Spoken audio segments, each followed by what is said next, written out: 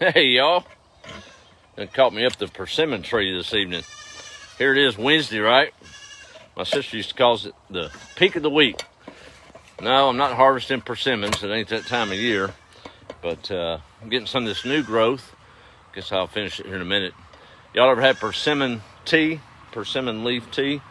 Pretty easy to make. It's one of the superfoods. It's loaded with vitamin C. And since I've been back on this place, I start researching some things and get Nature's Bounty from the Yopon tea. That's the only caffeinated plant on the North American continent. And just a lot of these old weeds and stuff we plow up for a garden, but a lot of them have a pretty good benefit. So I guess I'll come back to that. The dewberries are coming on strong. Take you over here, and we had that old oak tree fall, I guess it was last year, over here blocking the main path into the pasture over here like we used to come in. But we soon, my cousin Randy will come over with some equipment. We'll get it cut up and moved out of there. He harvested a little bit of the firewood from it. But been studying all day. Been thinking about the last few days. Of course, our mission here is to be the light and spread a little joy. I hope that's what we do for y'all. As you come in, go ahead and sound off where you're watching from. And I always like going back and seeing what parts of the country folks are tuning in from. And we'll respond as I can. Kind of hard to do when we're live, but I'll try to read through here in a minute. But no, I was thinking about smiles. I shared that reel this morning from a fellow Texan, transplant, but he's Texan as they get. Old Chad Prather. He's got a lot of good stuff. Good comedian, good man. I met him, and we spent a little time together several years ago when I was in the radio business. But he's taken a lot of different paths, but sure was poignant to me, that story of the Golden Gate and the tragedies that happened there, and that one old boy that all it took was a smile to keep it going. Out here burning this old log, it's smoldering down there. I think that's how a lot of folks are these days, especially some of the older crowd. As we age, life circumstances can knock us down, like this old oak tree. There's another one. It's twin. You can see it standing tall, but this one has fallen. And take a little bit to light it on fire. I've been working on it, but on another angle, sometimes it takes a little bit of extra fuel to make somebody happy. Not saying we have to do that, but we could start stoking that fire with a smile, couldn't we? Ran into the old boy at the gas station, didn't know him from Adam. Tell by his work uniform, he just got off work, and I was getting a little gas, and thought I'd do what I was supposed to do. We didn't have to have a conversation, but he walked out with a Coca-Cola, and I said hello, and he kind of asked him, did he get his work day done? He said, yeah. I said, well, that didn't sound too convincing. He said, well, to be honest with you, I was going in there for a beer. But I got to thinking about it. I think I'm going to go with a Coca-Cola instead and go home. That way I won't be hurting in the morning. And I said, man, that's a good choice. I don't buy somebody drinking, but he needed a little affirmation that he made the right choice. He'd been working hard all day. He probably had his mind on that beer, but went in there and he decided he's going to get him a Coke. So he'll be a wise man in the morning, won't he? That's right. But giving people a smile. Messing with these matches out here. Y'all remember them old strike on the box matches? I can't find them anywhere. I guess I could order them online. These old things here, they ain't worth spitting on, really. But them old Diamond brand, I believe it was, or Old Blue or something. Y'all remember those? Those are some big old tips on them. Man, you could strike them on the zipper of your jeans, what we used to do when we start a little old fire, burning some rubbish. But if a match was a smile, sometimes it might fall on an old tree like this. Let me see if I can strike this. If we're going to try to light this tree up. I don't know if I can do this left-handed, y'all. Nope, can't do it left-handed. I'm an old righty. We'll try it this way. But we got that smile going. But we try to put it on this tree, and this tree ain't having none of it. It's too big, it's too brittle, it's dead. But that's kind of what happens when we bump into some folks, but that doesn't mean we shouldn't keep trying, right? just a smile. And maybe it falls on a sour face. But match did its job, right? And maybe if it hits the right fuel, let's see here if I can do this. See if I can make it hit this little paper here. But when the fuel is right, turn it around, it catches fire, changes somebody's day. One little match turns into a big flame. You never know when that'll happen, right? But we've got to be the match. Even if we light it and it goes out on that person, that's all right. Because we keep lighting that match, and for long it's going to catch, right? It will. Y'all want to walk through the buttercups? I am, since my mower's down, I'll use the excuse of I'm helping the pollinators right now. I'll get it mowed down soon enough. It's been a while since I've been through some buttercups. And this over here, where that old tree had fallen last year, them dewberries, that is thick with dewberries. There ain't too many snakes in there. I done tromped through it and been harvesting a few dewberries. But, boy, when they get ripe, they are good to eat. You know it? Well, it's been a beautiful day here in East Texas, and so proud to live in this greenhouse these days. There's so much stuff going on. I listened to a podcast the other day, and I've really been meditating on it. You might have to color me red and yellow and call me jumper cable, so I'm probably about to start something, but that's all right. I'm a Christian, churchgoer. We ought to get together and assemble ourselves and be together. It teaches us things. We hear the word from the flock leader. But I think we're missing a boat sometimes. Y'all know any paramedics or EMTs? I got a couple of them in the family and got some close friends that are paramedics. They go to school for quite a long time, a lot of training. They even have to re-up every few years and do a continuing education of, it's several dozen hours. But they have to stay on top of things and learn. And that's kind of a brotherhood too. They hang out together because I wouldn't understand what it's like to pull up on a wreck, mangle bodies, and not be able to save somebody. So it's got to be tough on those old boys, so they kind of stick together. But I thought about it in the context of, that's kind of like the church.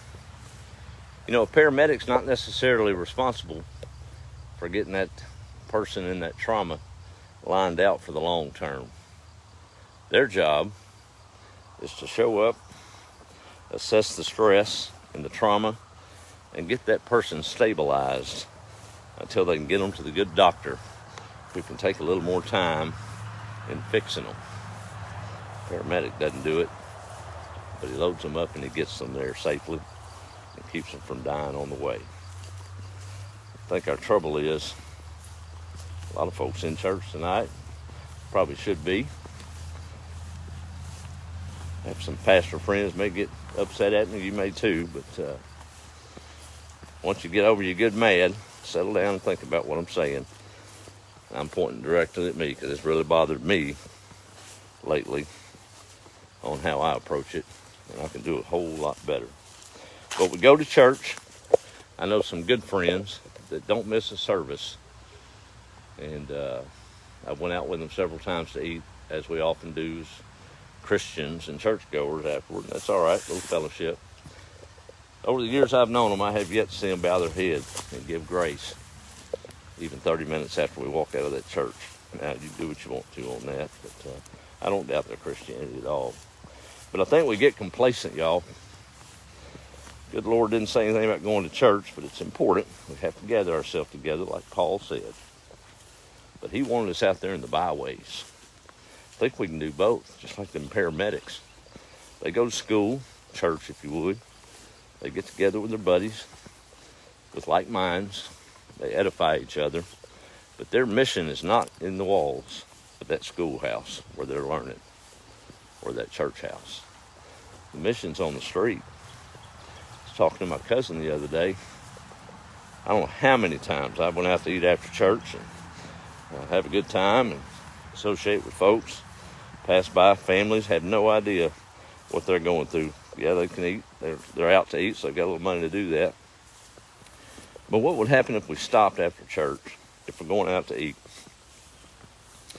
Take that budget that we're going to eat with, and where it's right, I know not everybody's approachable, but find that little family and offer to buy their meal for them. Maybe even ask if you can sit down and eat with them. Now, your mission is not to ask them to come to your church and find out what church. Paramedics don't do that. If somebody pulls up on an accident, somebody's hurting and about dead, they don't ask them when's the last time they've been to the doctor. They don't ask them what hospital they use. They ask them, where does it hurt? And that's the whole conversation. Because the doctor will take care of that later on. Our job is to get them there. So sit down and relate to people, even if it's not on a religious standpoint. Sit down and relate to somebody. Just talk to them. We're missing that. We think we're doing it because we're all on Facebook. We're talking here. It's just different. Not upset. I'm just kind of pricked in my heart to think about the decades that I've missed not doing that. We don't do it on purpose. We'd love to. If we knew somebody was in need, we'd be all over it. Maybe we need to slow down sometimes and be sensitive to those around us. You don't have to necessarily help them, give them a bunch of money. It ain't about that. Somebody just needs a friend. Let them talk a minute. You ain't got to solve it. I know sometimes I work through it on my own once I'm able to talk it out with somebody, right? I think that's what Christ wants us to do. In fact, I know it is. So go to church. Assemble yourselves. Don't forsake that. It's important. But if it stops there, it's going to be a rough day one day for us, I'm afraid. So I'm going to try to correct my behavior in that regard and see if I can't find a better balance on the two. But that's what's on my mind tonight. Kind of sobering if you think about it. And I think when you stop and think about it, you'll understand it too. Not getting on to you. I'm getting on to myself. But that's all right. And potatoes getting big. We'll lighten it up a little bit. I chuckled at this one. Young man in urban New York, college graduate, smart, had plenty of money. Getting tired of that old concrete jungle. He'd been studying on farming a little bit. He figured he could do it with the best of them, his education. So he cashed in a couple of little old stocks and bought him a little piece of land in rural East Texas, loaded up lock, stock, and barrel, and got started. Well, he went to the local feed store right across the tracks, and Miss Birdie was standing at the counter when he walked in. He said, "Ma'am, I'm going to raise chickens." She said, "All right, son.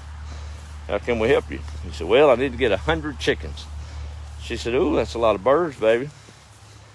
He said, "I'm serious. I'm in serious business." She said, "All right, honey." So she rang him up, got him some feed, and sent him on his way. Well, a week later, he walks back in the store. He said, "Ma'am, I need another 100 chickens." She said, "You are serious about this business, ain't you?" He said, "Well, yeah, but I got a few things I got to iron out, a few problems." She said, "Problems? What's going on?" He said, "Well, I think I planted them too close together on that last batch." The old boy didn't know much, did he? I guess old Miss Birdie was probably going to school him. You reckon? Corn's popping up. Me and old Tim plugged in the holes the other day. It's, well, I guess it's about 3 inches tall. Waylon don't know where his limit is down yonder. Sissy down there catching flies again. Let me see if I can zoom in. That is the funniest thing. Love that dog, y'all. Well, I can't zoom in. But she's down there just getting it. Little old black flies or something. She's just biting there. Boy, you sitting on the corn. Was that your hole? Is that our trade-off? Come on. Let me see who's on here real quick. I'm going to walk down here to show y'all what we're doing for the subscribers. Those of y'all live in town. Maybe even that old New Yorker that tried the chicken farm. I could use this a little bit, right? Let me see who all's on here. I don't know if I can read and talk. We're going to find out, ain't we? Let's see here. Lots of subscribers in the feed. How y'all doing there, Miss Stephanie? Good to see you. Got some type of Arabic name there. Well, good to have you. Probably don't understand me, but that's all right too. Appreciate you coming in. Let's see who else is on here. Mr. Kenneth, he's watching. Dwayne, let's see. There's Miss Melissa Christman. Thank you for being a light. Well, back at you. We're all in it together, ain't we?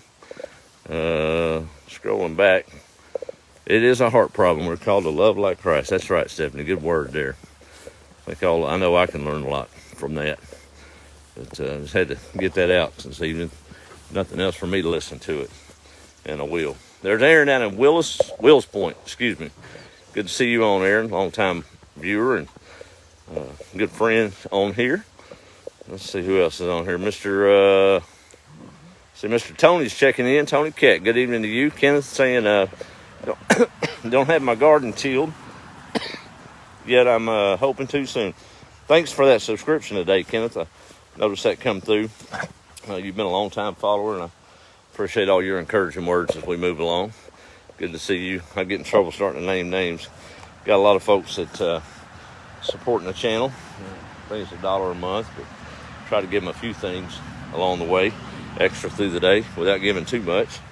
But it ain't but $1, but boy, it sure encourages me to keep going. Y'all, I'll say that.